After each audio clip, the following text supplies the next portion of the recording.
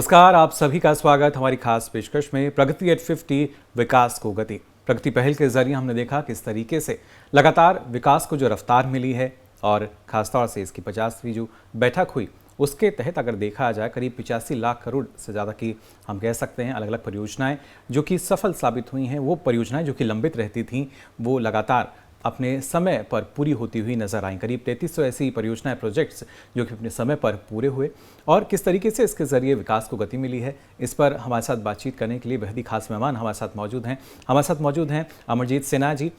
पूर्व सलाहकार प्रधानमंत्री कार्यालय और पूर्व सचिव ग्रामीण विकास मंत्रालय। बहुत बहुत स्वागत सर आपका। सबसे पहले मैं आपसे जानना चाहूँगा प्रगति पहल की अगर बात की जाए किस तरीके से आप देखते हैं, क्योंकि एक ऐसा मंच जो कि अब से पहले नहीं था और उस मंच के ज़रिए समाधान हमने देखा, तमाम प्रोजेक्ट्स से उनको समय पर पूरे होते हुए देखा। देखिए, निश्चित रूप से सरकारी तंत्र और सरकारी व्यवस्था में क्या होता है कि हम नए कार्यक्रम तो बहुत से प्रारंभ कर देते हैं जी, लेकिन जिस गति से उसकी मॉनिटरिंग होनी चाहिए कि कब कार्यक्रम शुरू किया गया, कब कार्यक्रम पूरा किया गया, उसका लाभ लोगों तक पहुंचा नहीं पहुंचा जी, तो निश्चित रूप से प्रगति जैसी व्यवस्था ऐसी योजनाओं को, खास करके आधारभूत में क्या होता है कि कई मंत्रालयों की भूमिका होती है जी, कई राज्य सरकारों की भूमिका होती है, कई जिलों की भूमिका होती है। रेलवेज का अगर प्रोजेक्ट है तो उसमें लैंड एक्विजिशन के लिए रेवेन्यू डिपार्टमेंट राज्य सरकार के साथ है जी, वन मंत्रालय का क्षेत्र है।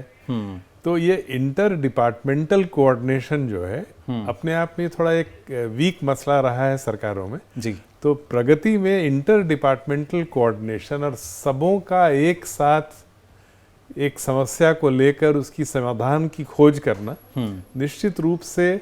जो समय लगता था कई प्रोजेक्ट्स में काफ़ी टाइम उससे बचता है जी, तो आधारभूत में तो भूमिका है ही, लेकिन जैसा कई लोगों को शायद इसकी जानकारी नहीं हो, प्रगति के हर एक कार्यक्रम में जी, जो लोक शिकायत मिलती थी, जो पब्लिक ग्रीवेंसेस होती थी किसी न किसी मंत्रालय की जी, और विशेष रूप से ऐसे मंत्रालयों का जहां पे पब्लिक ग्रीवेंसेस बहुत ज़्यादा है जी, उन मंत्रालयों की समीक्षा भी होती थी। बिल्कुल। तो यानी जहां अड़चनें आ रही हैं, हाँ, और विशेष करके एक कनेक्ट मैं कहूँगा कि जो लोक शिकायत होता है जी, जब किसी व्यक्ति को कोई ऐसी व्यवस्था में कहीं पे कोई कठिनाई होती है जी, तभी वो शिकायत करते हैं। तो लोक शिकायत के मॉनिटरिंग से भी निश्चित रूप से जो रिस्पांस टाइम होता है गवर्नमेंट का उसमें सुधार होता है। जी, बिल्कुल। लेकिन इसके ज़रिए हम ये मानते हैं कि जो कार्यशैली है उसमें भी एक बड़ा बदलाव आया, क्योंकि जैसे आपने कहा कि कई बार जो परियोजनाएं शुरू हो जाती हैं लेकिन लंबित रहती हैं, अलग अलग कारण उसके हो सकते हैं। लेकिन क्या पीएम के नेतृत्व में और निगरानी में खासतौर से मॉनिटरिंग जो होती है उसमें आपने भी इस बात का अनुभव किया कि जो कार्यशैली है वो बदलती नजर आई? निश्चित रूप से बहुत फ़र्क पड़ता है अगर इसकी मॉनिटरिंग हाईएस्ट लेवल पे होती है जी, तो एक तो सभी मंत्रालयों का, सभी राज्य सरकारों का, सभी अन्य एजेंसीज जो उसमें इन्वॉल्व हैं, एक प्राथमिकता बनता है। जी, कोई भी विषय अगर प्रगति में आ जाता था अपने आप में वो प्राथमिकता निर्धारित कर देता है जी, कि अगर यह विषय आया है इसके बारे में पूछताछ की जाएगी तो फिर ये पता चलता था कि कब से ये प्रोग्राम शुरू किया गया, क्यों नहीं बढ़ पाया, कठिनाई क्या थी जी, और समाधान की ओर भी फोकस था। जी, केवल फॉल्ट फाइंडिंग नहीं बल्कि समाधान की ओर फोकस था। जो विलंब हुआ सो हुआ लेकिन आगे ना हो जी, इस चीज को दूर करने के लिए। जी, और जब ऐसे आप पुराने पेंडिंग प्रोजेक्ट्स की समीक्षा करते हैं तब आपके पास कई सिस्टमिक सोल्यूशन भी आता है बिल्कुल, कि ये परेशानियां हैं नए प्रोजेक्ट्स में, क्या हम आगे के नए प्रोजेक्ट्स को दूसरे तरह से कर सकते हैं। जी, तो ऐसे कई उदाहरण हैं और विशेष करके ग्रामीण विकास मंत्रालय में जिसमें मुझे लगभग 5 वर्ष तक काम करने का अवसर मिला, जी, ऐसे कई कार्यक्रम जैसे प्रधानमंत्री आवास योजना ग्रामीण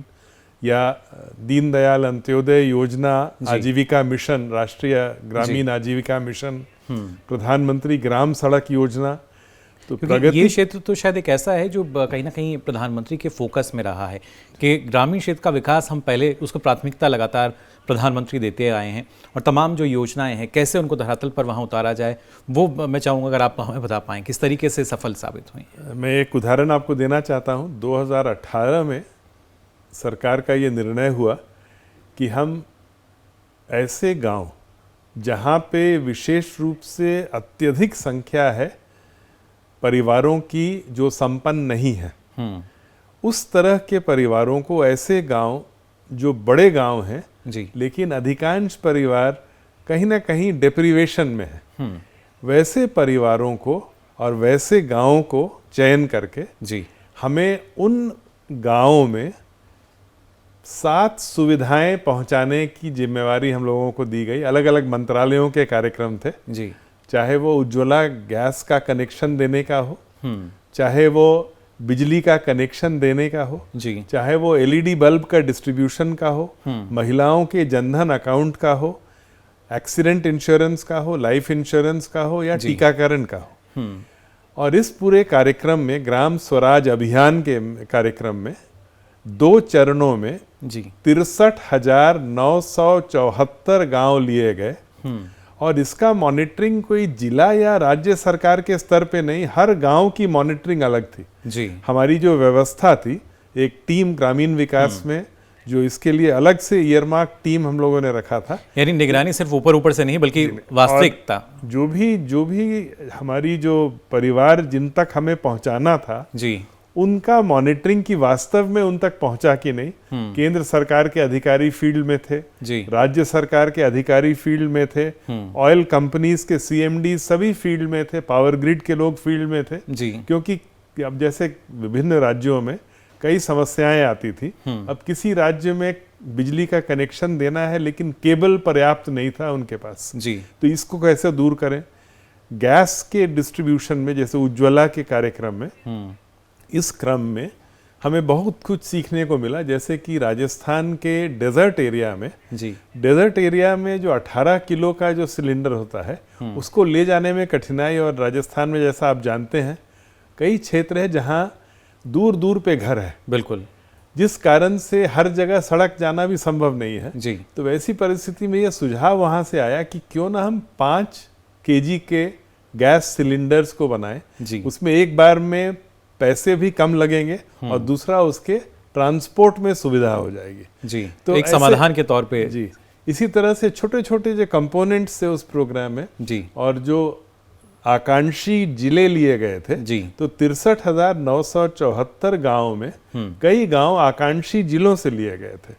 और इन 2 चरणों में। और इसकी मॉनिटरिंग जैसा मैंने बताया कि हर एक गांव का सामाजिक आर्थिक जनगणना से जी, इसकी जानकारी थी हम लोगों को कि आखिर किस गांव में कौन कौन सा परिवार है जो अपेक्षित है जिसे इन सुविधाओं को देना है, जो झोपड़ी में रहते हैं जी, उनके साथ उनको किस प्रकार से हम जल्दी से जल्दी सुविधाएं दे पाएं, बिजली कनेक्शन कैसे दें,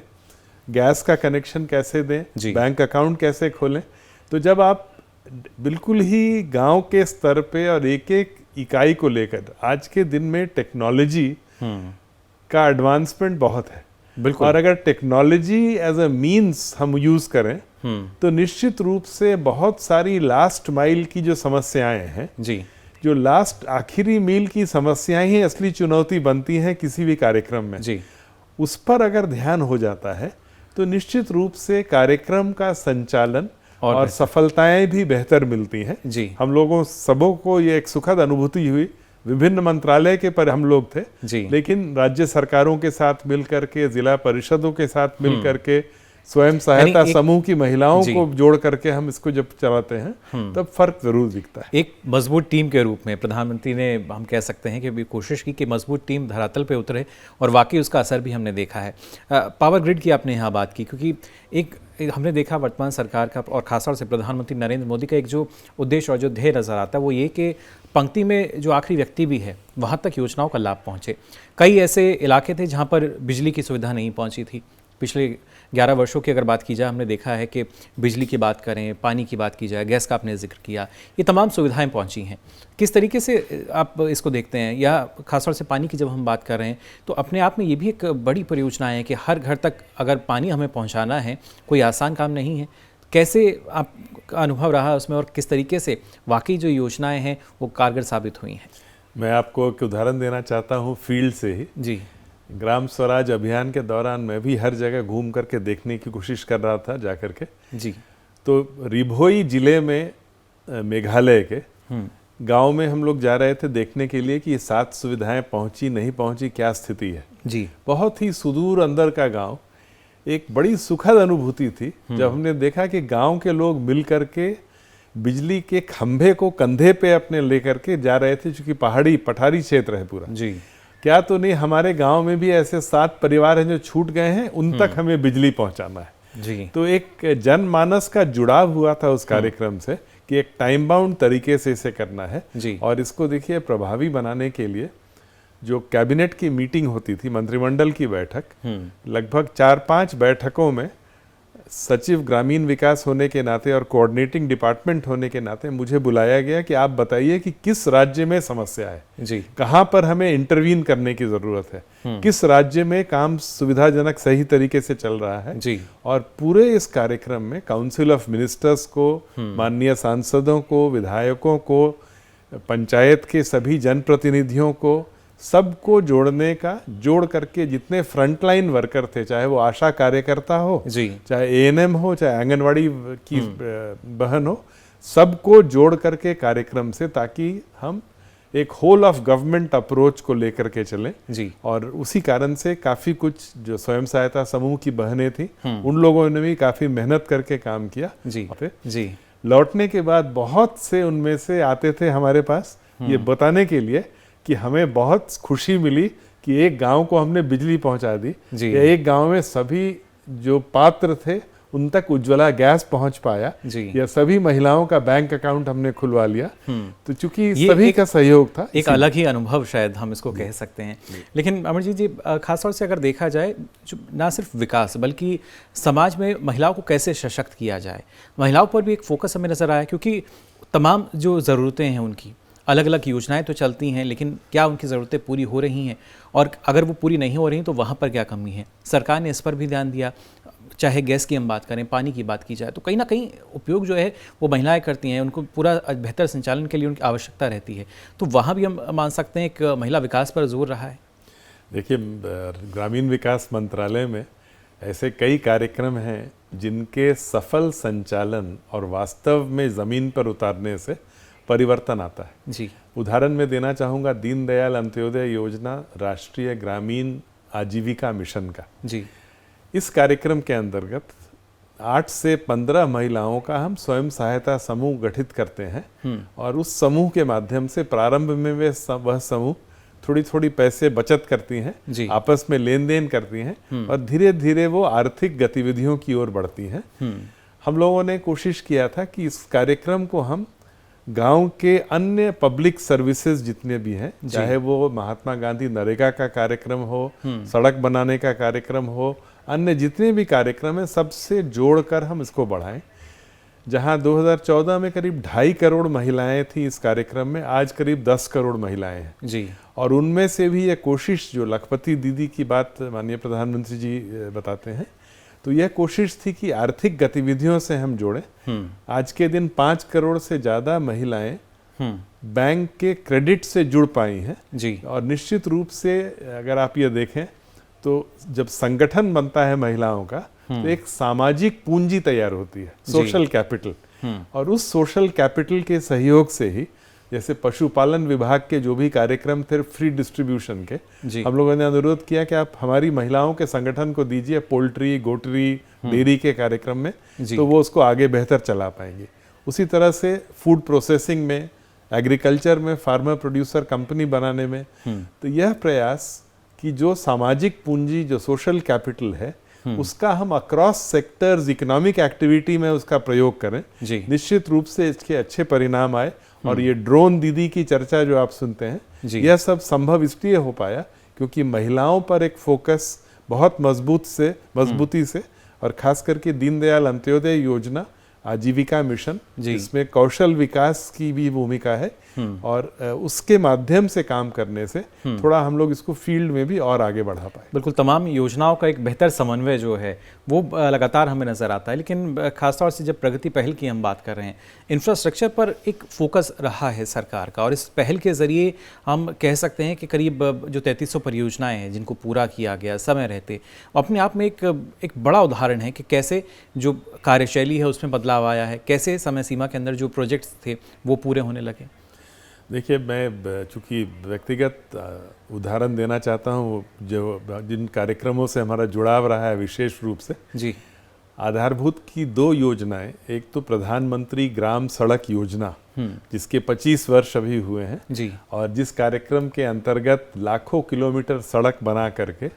देश के सभी गांवों को जोड़ने की कोशिश, एक बेहतर कनेक्टिविटी मिल पाए। 250 आबादी तक के सभी गांव को जोड़ने की कोशिश, जी, और यह कोशिश कि ऑल वेदर रोड से, तो आज की स्थिति अगर आप 78वां राउंड का देखें एनएसएस के आंकड़े, तो लगभग 93% गांव के 2 से 2.5 किलोमीटर के अंदर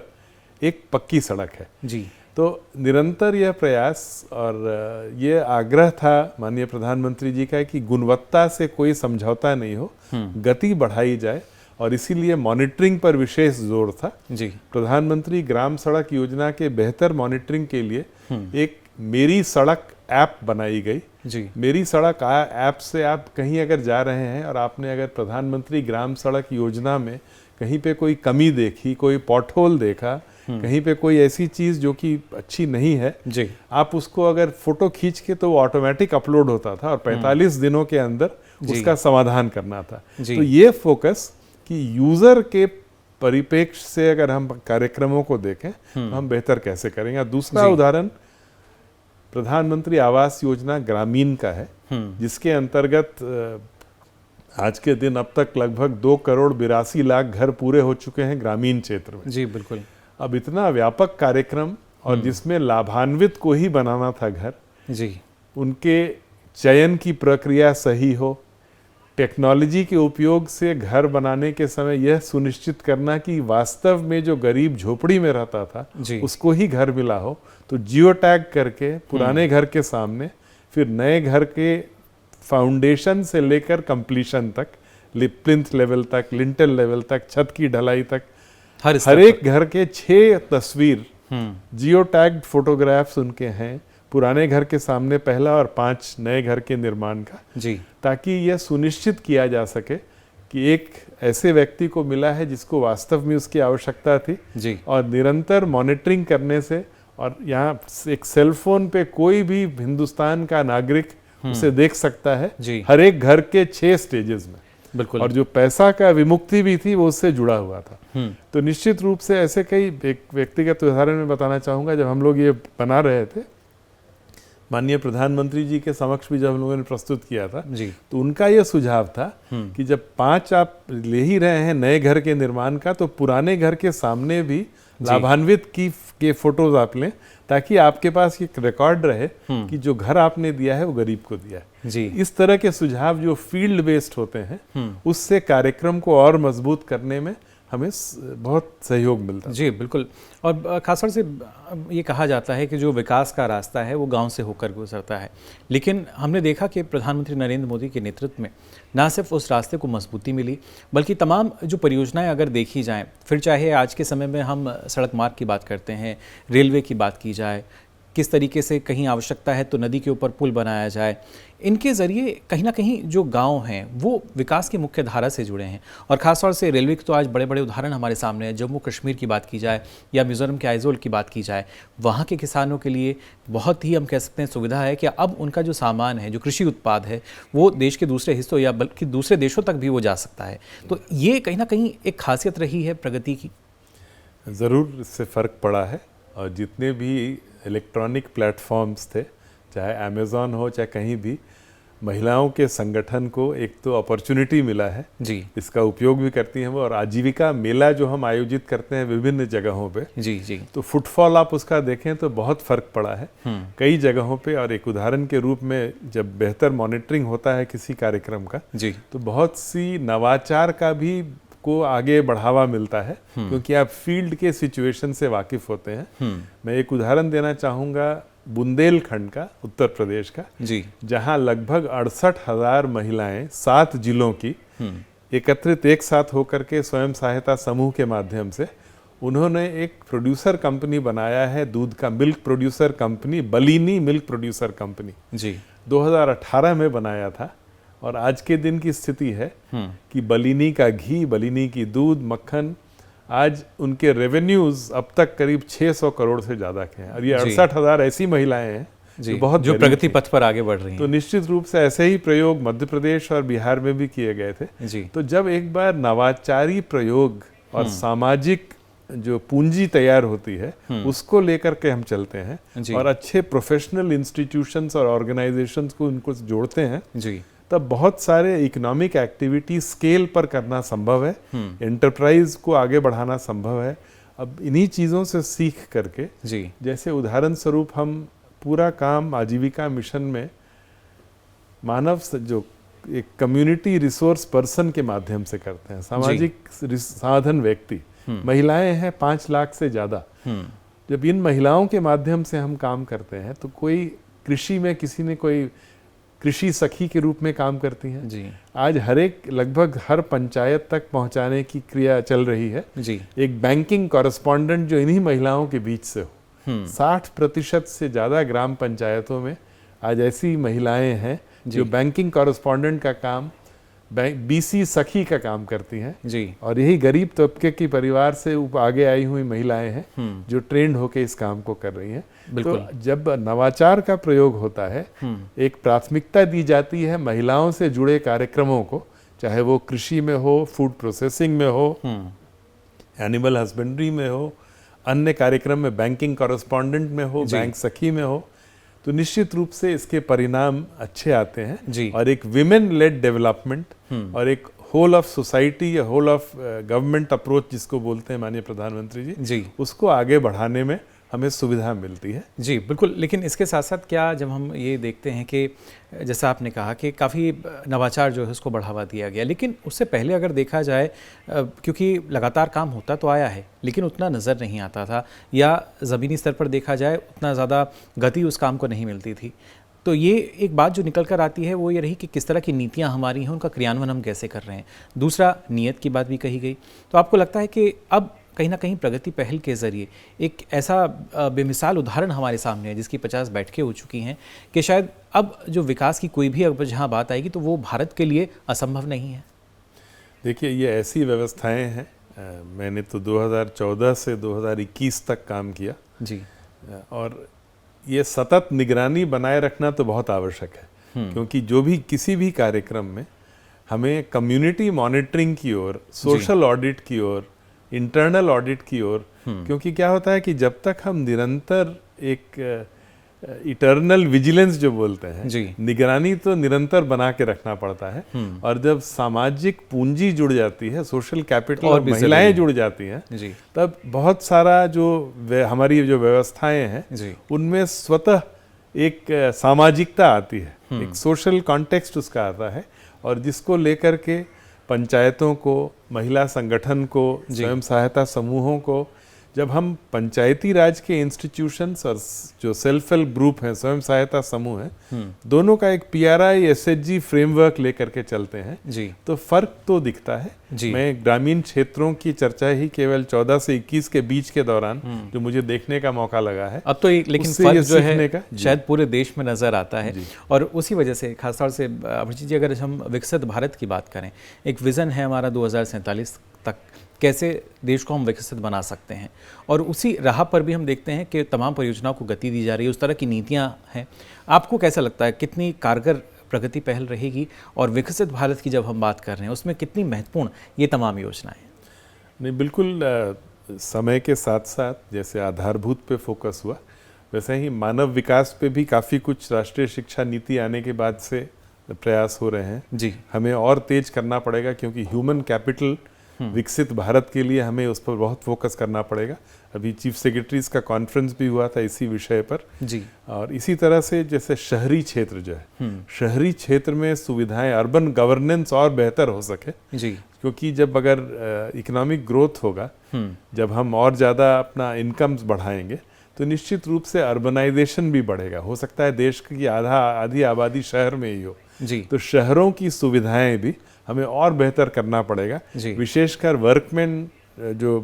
पुरुष और महिलाएं काम करने आते हैं शहर में, उनको हम और बेहतर सुविधा कैसे दे सकें। कई नए फोकस एरियाज आएंगे, चैलेंजेस भी आएंगी कई, प्रदूषण के जैसे चैलेंजेस आता है कभी कभी, उसको भी कैसे हम हैंडल करें जी। ताकि, तो विषय बदलते जाएंगे लेकिन प्रक्रियाएं जो मॉनिटरिंग की हैं निश्चित रूप से इसकी भूमिका तो और मजबूत होती जाएगी जी। और जितना ज़्यादा हम कम्युनिटी मॉनिटरिंग करेंगे, सोशल ऑडिट करेंगे, इंटरनल ऑडिट करेंगे फील्ड के लेवल पे जी। और सोशल कैपिटल, सोशल पूंजी को बढ़ा के चलेंगे, निश्चित रूप से लोकल गवर्नमेंट जो विकेंद्रीकरण की बात जो होती है, डिसेंट्रलाइजेशन को भी अगर फोकस करते हैं तो इसके अच्छे परिणाम आएंगे। मॉनिटरिंग इफेक्टिव और ज़्यादा होगा अगर हमारी लोकल इंस्टीट्यूशंस भी और प्रभावी तरीके से जी। काम करें। यानी प्राकृतिक रूप से भी अगर देखा जाए, चुनौतियाँ जो कि आनी ही हैं, उसको हम झुटला नहीं सकते कि कुछ चुनौतियां नहीं हैं, किसी भी क्षेत्र में चुनौतियां हैं, लेकिन अब उनका शायद समाधान भी है और भारत लगातार इस दिशा में आगे बढ़ रहा है। उम्मीद हमें भी यही कि जल्द ही जो विकसित भारत का हमारा लक्ष्य है उसको हम जल्दी से पा सकें। फिलहाल अमरजीत जी, आपने इतना महत्वपूर्ण समय इस कार्यक्रम के लिए दिया, इसके लिए आपका बहुत बहुत आभार। तो जाना आपने भी कि किस तरीके से आज भारत जो है वो लगातार प्रगति पथ पर आगे बढ़ रहा है। प्रगति के साथ हम देख पा रहे हैं कि कैसे विकास को गति मिल रही है और साथ ही साथ हमारा जो लक्ष्य है विकसित भारत का, आत्मनिर्भर भारत का, उसकी तरफ भी हम लगातार आगे बढ़ रहे हैं। फिलहाल इस खास पेशकश में बस इतना ही, लेकिन देश और दुनिया की तमाम खबरों के लिए आप देखते रहिए डीडी न्यूज़।